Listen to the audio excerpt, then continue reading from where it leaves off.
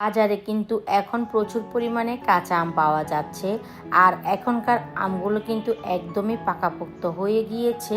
আর এখনই সময় কিন্তু এই কাঁচা আমের আমসত্ত্ব তৈরি করার। আসসালামু আলাইকুম এভরিওয়ান, ওয়েলকাম টু কোহিনুস কিচেন। কাঁচা আমের আমসত্ত্ব খেতে কে না পছন্দ করে, একদমই সহজভাবে তৈরি করে দেখাবো মাত্র 4টি উপকরণ দিয়ে। এই আমসত্ত্বগুলো বেশি করে তৈরি করে অনেকদিন পর্যন্ত সংরক্ষণ করেও রাখতে পারবেন। এই কাঁচা আমের আমসত্ত্বটা এতটাই মজার যে ছোট থেকে বড় সবাই অনেক পছন্দ করবে। কাঁচা আমের আমসত্ত্ব তৈরি করার জন্য এখানে আমি 1 কেজি কাঁচা আম নিয়েছি। আমগুলোকে ধুয়ে আমি পরিষ্কার করে নিয়েছি। এখন একটা পিলারের সাহায্যে আমের খোসাগুলো ছাড়িয়ে নিচ্ছি। সবগুলো আমের খোসা ছাড়ানো হয়ে গিয়েছে। আর আমগুলোকে আমি আবারও ধুয়ে পরিষ্কার করে নিয়েছি। এবার আমগুলোকে আমি ছোট ছোট করে টুকরো করে নিচ্ছি। আপনারা আপনাদের সুবিধা মতো যে কোনোভাবে কেটে নিতে পারেন, তবে ছোট ছোট করে কেটে নিলে সিদ্ধ হতে কিন্তু বেশি সময় লাগবে না।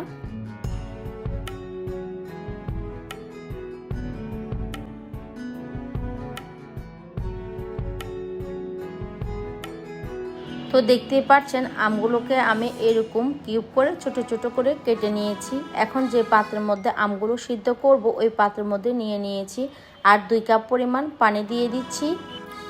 এবার আমের টুকরোগুলোকে আমি চুলায় বসিয়ে দিয়েছি। আর যতক্ষণ না আমের টুকরোগুলো সিদ্ধ হবে ততক্ষণ পর্যন্ত আমের টুকরোগুলোকে জাল করে যেতে হবে।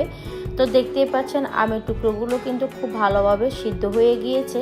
এখন চাইলে আপনারা এভাবে আমের টুকরোগুলোকে ভেঙেও দিতে পারেন, আবার চাইলে ডালকুটনি দিয়ে গুঁড়ি দিতে পারেন। তো আমি একটু চেপে চেপে আমের টুকরোগুলোকে খুব ভালোভাবে ভেঙে নিয়েছি। এবার চুলা থেকে নামিয়ে নিচ্ছি। চুলা থেকে নামিয়ে আমি এগুলোকে সরাসরি একটা স্ট্রেনারে ছেঁকে নিচ্ছি। আমের যে শক্ত অংশটা আছে এটা ছেঁকে নেওয়ার পরে আলাদা করে নিতে হবে। তো আমি এটাকে ছেঁকে নিচ্ছি।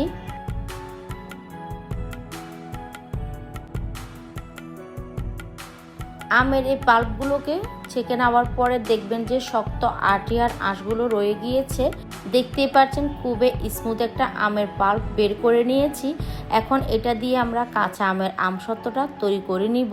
আমের এই পাল্পগুলোকে আমি একটা প্যানের মধ্যে নিয়ে নিয়েছি। আর এখানে আমি 1 কাপ চিনি দিয়ে দিচ্ছি। প্রথমে আমি 1 কাপ চিনি দিচ্ছি, পরে যদি আমটাকে টক মনে হয় তখন আরও আধা কাপ চিনি দিয়ে দিব। আপনারা আমের টকটা বুঝে চিনিটা অ্যাড করে নেবেন। চিনি দেওয়ার পরে আমের এই পাল্পগুলো অনেকটাই পাতলা হয়ে যাবে। তো নেড়ে ছেড়ে কিছুক্ষণ জাল করে নিতে হবে যতক্ষণ না ঘন হয়ে যাচ্ছে। একটু ঘন হয়ে গেলে তখন এখানে আমি 2 থেকে 3 ফোঁটা ফ্রুট কালার দিয়ে দিচ্ছি। যেহেতু আমরা এখানে কাঁচা আমের আমসত্ত্ব তৈরি করছি সেজন্য এখানে 2 থেকে 3 ফোঁটা ফুড কালার ইউজ করতে হবে সুন্দর একটা লুক আনার জন্য। ফুড কালারটা যখন খুব ভালোভাবে মেশানো হয়ে যাবে তখন এখানে আমি 1 চা চামচ দিয়ে দিচ্ছি চিলি ফ্লেক্স আর 1 চা চামচ দিয়ে দিলাম বিট লবণ। এবার এগুলোকে খুব ভালোভাবে মিশিয়ে নিতে হবে। কিছুক্ষণ জাল করার পরে দেখবেন আমের এই পাল্পটা রেডি হয়ে গিয়েছে।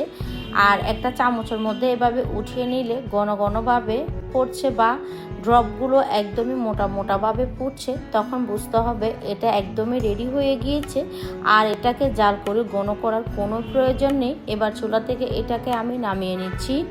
এবার এই আমসত্ত্বগুলো আমি যে ট্রেতে সেট করব ওই ট্রেতে কিছুটা পরিমাণে সরিষার তেল মেখে নিচ্ছি। এতে করে আমসত্ত্বগুলো খুবই ইজিভাবে উঠে যাবে। তো আমি এই আমের পাল্পগুলো ট্রেতে নিয়ে নিচ্ছি। ট্রেতে পরিমাণ মতো আমের পাল্প নিয়ে নিয়েছি। এবার চারদিকে এভাবে ঘুরিয়ে সমান করে দিতে হবে যাতে করে চারদিকে সমানভাবে ছড়িয়ে যায়। আর বাকি আমের পাল্পগুলো আমি আরও একটা ট্রেতে এভাবে ছড়িয়ে দিয়েছি, দেখতে পাচ্ছেন। এবার এগুলোকে আপনি যদি রোদ্রে দিতে পারেন, রোদ্রে দেওয়ার ব্যবস্থা থাকে রোদ্রে দিয়ে নেবেন। আর তা না হলে চুলার নিচেও দিয়ে কিন্তু এগুলোকে শুকিয়ে নিতে পারেন। তো আমি রোদ্রে দিয়ে খুব ভালোভাবে এগুলোকে শুকিয়ে নিয়েছি, দেখতেই পাচ্ছেন। চেষ্টা করবেন একদম কড়া রোদ্রে শুকিয়ে নিতে। আমার এগুলো শুকাতে প্রায় 3 দিন সময় লেগে গিয়েছে। এখন 4-5টাকে একটা নাইফ দিয়ে এভাবে উঠিয়ে নিতে হবে। এবার আমসত্ত্বটাকে একটা সাইড দিয়ে টেনে এভাবে উঠিয়ে নিতে হবে। আর দেখতে পাচ্ছেন এই ট্রেতে তেল ব্রাশ করার কারণে এটা খুবই ইজিলিভাবে উঠে গিয়েছে। আর আমসত্ত্বটা দেখতে পাচ্ছেন মাশাআল্লাহ কতটা সুন্দর হয়েছে। আর এই আমসত্ত্বটা দেখতে এতটাই সুন্দর হয়েছে, আমার তো জিভে পানি চলে এসেছে। এখন বাকি যে আমসত্ত্বটা আছে ওইটাও উঠিয়ে নিয়েছি। এখন আমি আমার পছন্দ মতো আমসত্ত্বটা কেটে নিচ্ছি। আপনারা আপনাদের পছন্দ মতো যে কোনো সাইজে আমসত্ত্বটা কেটে নিতে পারেন। এবারে আমসত্ত্বটাকে আমি রোলের মতো করে নিচ্ছি। আর দেখতেই পাচ্ছেন এটা দেখতে কতটা লোভনীয় হয়েছে। টক ঝাল মিষ্টি কাঁচা আমের আমসত্ত্বটা তৈরি করা একদমই সহজ। আমার মতো পারফেক্ট আমসত্ত্ব তৈরি করতে হলে সেম রেসিপিটাই কিন্তু আপনাদেরকে ফলো করতে হবে। আর নিশ্চয় দেখে বুঝতে পেরে গেছেন এই কাঁচা আমের আমসত্ত্বটা আমি বেশি মোটা বা বেশি পাতলাও করিনি। আপনি রোল করতে চাইলে রোল হবে, আপনি যেভাবে করতে চাইবেন ঠিক ওইভাবেই হবে।